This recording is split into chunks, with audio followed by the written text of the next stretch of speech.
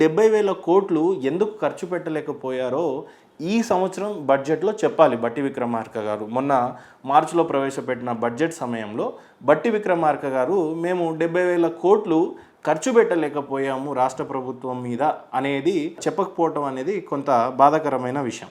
ఇంకోటి, బడ్జెట్ ప్రవేశపెట్టినప్పుడు గత ఏడాది ఎంత ప్రవేశపెట్టాము, ఎంత ఖర్చు పెట్టాము, మిగులు బడ్జెట్లో ఉన్నామా, ఇంకా మాకు సరిపోలేదు అనే విషయాల మీద బట్టి విక్రమార్క అయితే స్పష్టంగా మాట్లాడే ప్రయత్నం అయితే చేయలేదు.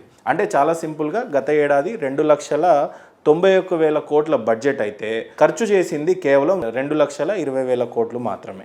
అంటే 70,000 కోట్లు వాళ్ళు సేకరించలేదు, రాష్ట్ర ప్రభుత్వము ఖర్చు పెట్టలేదు ప్రజల మీద అనేది మీకు స్పష్టంగా అయితే అర్థమైంది అనుకుంటా. ఈ ఏడాది 2025 ఏప్రిల్ 1వ తారీఖు నుండి 2026 మార్చ్ 31 వరకు రానున్న ఒక సంవత్సరం పాటుగా ఏ రకంగా ఖర్చు పెట్టబోతుంది ప్రభుత్వం అనేది ఈ బడ్జెట్.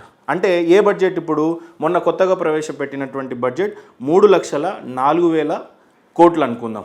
పైన ఉన్నది 965 కోట్లు, కన్ఫ్యూజ్ అవ్వడానికి లేకుండా ఉండడానికి 3,04,000 కోట్లు బడ్జెట్ని ప్రవేశపెట్టింది. అయితే ఈ బడ్జెట్లో ఉన్నటువంటి చిన్న కంప్లైంట్ ఏంటి అని అంటే, కేవలం గత ఏడాది ఉన్నటువంటి బడ్జెట్ కన్నా కూడా ఈ ఏడాది కేవలం 13,800 కోట్ల బడ్జెట్ మాత్రమే పెరిగింది. అంటే స్వల్పంగానే పెరిగింది, అంటే గణనీయంగా అయితే పెరిగినట్టుగా కనపడలేదు, కానీ కేవలం 13,800 కోట్లు మాత్రమే పెరిగినట్టుగా కనిపిస్తూ ఉంది. అయితే ఇక్కడ మనం ప్రధానంగా గమనించాల, 3,04,000 కోట్ల బడ్జెట్ని అయితే ప్రవేశపెట్టింది రాష్ట్ర ప్రభుత్వం, రేవంత్ రెడ్డి గారి సర్కార్ అయితే